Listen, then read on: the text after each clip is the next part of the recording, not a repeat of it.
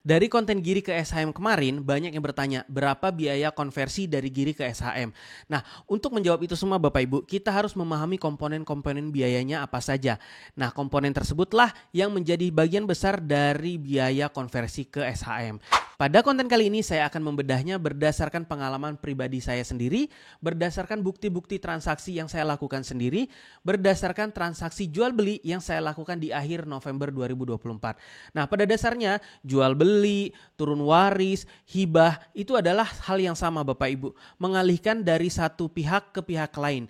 Kalau jual beli dari penjual ke pembeli, kalau turun waris dari pewaris ke ahli waris, kalau hibah dari pemberi hibah ke penerima hibah. Nah, pada dasarnya komponen biayanya sama. Bahkan untuk 3 transaksi tadi, hibah, jual beli, dan juga waris, komponen biaya yang tertingginya adalah di jual beli. Maka saya akan membedahnya dan ini menjadi tolak ukur Bapak Ibu semuanya apabila ingin melakukan balik nama, baik itu melalui proses AJB atau jual beli, baik itu melalui proses turun waris, baik itu melalui proses hibah. Jika perlu dibuat video terpisah, info aja Bapak Ibu. Nah, sebelum masuk ke isi kontennya, perkenalkan nama saya Ibay, saya adalah perencana keuangan tersertifikasi di Indonesia dan juga perencana keuangan Islam tersertifikasi di Malaysia.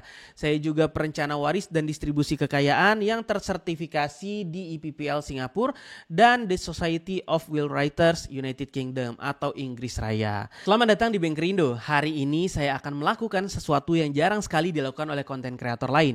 Saya akan membongkar tuntas biaya real di balik sebuah transaksi jual beli rumah menggunakan pengalaman saya pribadi dan bukti-bukti pembayaran asli saya pribadi. Jangan khawatir ini bukti palsu, ini adalah bukti nyata Bapak Ibu semuanya.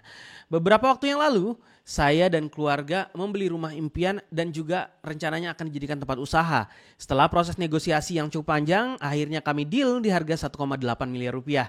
Kami semua sudah sangat senang untuk membayangkan menggunakan rumah tersebut untuk tempat usaha ataupun pindah rumah dan menata rumah tersebut. Sampai akhirnya kami duduk di hadapan notaris dan disodorkan rincian total yang harus disiapkan di luar harga rumah. Saya hitung satu persatu dan angkanya membuat kami semua terdiam. Totalnya lebih dari 160 juta rupiah. Kami shock. Hampir saja transaksi tersebut batal karena adanya biaya kaget yang gak pernah kami antisipasi. Karena pengalaman inilah saya putuskan untuk membuat video ini agar Anda semua tidak mengalami shock yang sama dan mari kita bedah satu persatu dari mana saja datangnya biaya 160 juta rupiah ini. Biaya yang pertama tentunya biaya raksasa. Biaya raksasa yang pertama adalah pajak pemerintah. Biaya terbesar tersebut jelas pajak dan ingat dalam jual beli properti, penjual dan pembeli sama-sama kena pajak. Pertama untuk penjual atau dikenal dengan PPh final, besarnya adalah 2,5% dari harga jual. Nah untuk transaksi di 1,8 miliar, pajaknya adalah 46 juta rupiah. Dan ini bukti pembayarannya, uangnya disetor ke negara. Ada bukti validasi pajaknya juga Bapak Ibu, sudah diterima. Nah sekarang bagian pembelinya. Ini adalah biaya yang biasanya membuat kaget karena nominalnya cukup besar. Bayangkan kenapa nggak besar? Karena biayanya besarnya adalah 5% dari harga jual yang telah dikurangi nilai bebas pajak. Untuk kasus saya di Pontianak, total BPHTB yang harus dibayarkan adalah 88 juta rupiah. Ya, Bapak Ibu nggak salah dengar, 88 juta rupiah dan ini adalah bukti setorannya. Karena ini masuk ke kas daerah maka distorkan ke BPD alias Bank Kalbar dalam hal ini. Nah bayangkan Bapak Ibu, 2 pos itu tadi saja biaya totalnya paling nggak udah keluar sekitar 134 juta rupiah. Nah kita masuk ke biaya yang ketiga. Agar transaksi kita sah secara hukum, kita butuh jasa notaris atau PPAT, pejabat pembuat akta tanah. Dan biaya administrasinya itu disodorkan oleh notaris tersebut alias dirincikan.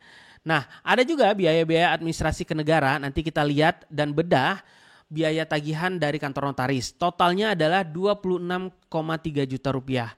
Isinya apa?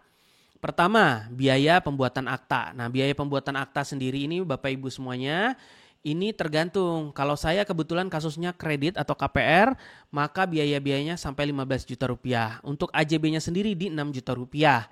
Kemudian ada APHT itu di 7 juta, SKMHT di 750.000 dan perjanjian kreditnya itu di 1.300.000. Kemudian ada komponen biaya ke instansi, totalnya hampir 11,3 juta rupiah. Nah, ini adalah jasa notaris untuk bolak-balik mengurus ke BPN dan instansi lain.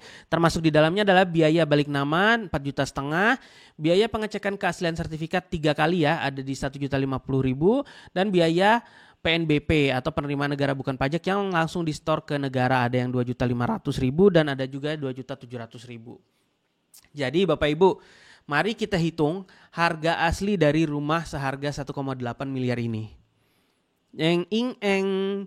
Harga deal 1,8 miliar rupiah, pajak PPH plus BPHTB di 134 juta rupiah, biaya notaris dan PPN di 26.300.000-an, sehingga total uang keluar untuk membeli aset tersebut yang awalnya 1,8 miliar menjadi 1,96 alias hampir 2 miliar Bapak Ibu.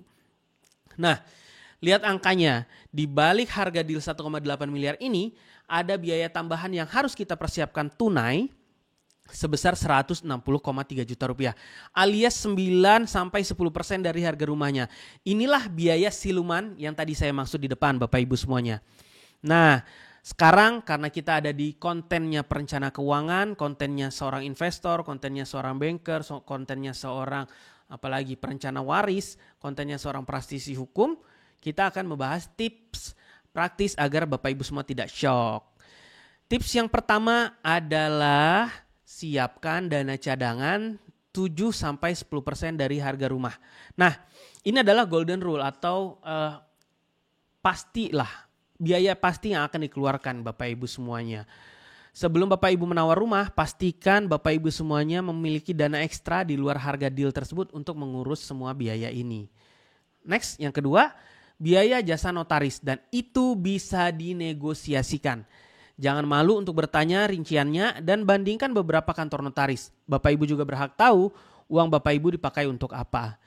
Yang ketiga, buat kesepakatan pembagian di awal. Artinya, oh ini biaya penjual adalah kewajibannya si penjual ya.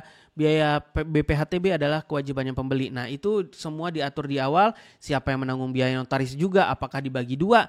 Kejelasan di awal akan menyelamatkan Bapak Ibu semuanya dari perdebatan akhir. Nah, saya Bapak Ibu membagikan semua pengalaman pribadi dan bukti-bukti yang tadi itu nyata dan bukan untuk tujuan apapun selain edukasi. Agar tidak ada lagi keluarga yang harus bertengkar karena kehabisan dana antara suami dan istri. Atau bahkan batal memiliki rumah impian hanya karena tidak tahu ada biaya-biaya ini. Nah, informasi transparan seperti ini sangat jarang Bapak Ibu. Memang YouTube itu Bapak Ibu bisa mencari informasi. Tapi yang kredibel yang Bapak Ibu bisa jamin adalah dari sumber-sumber tertentu.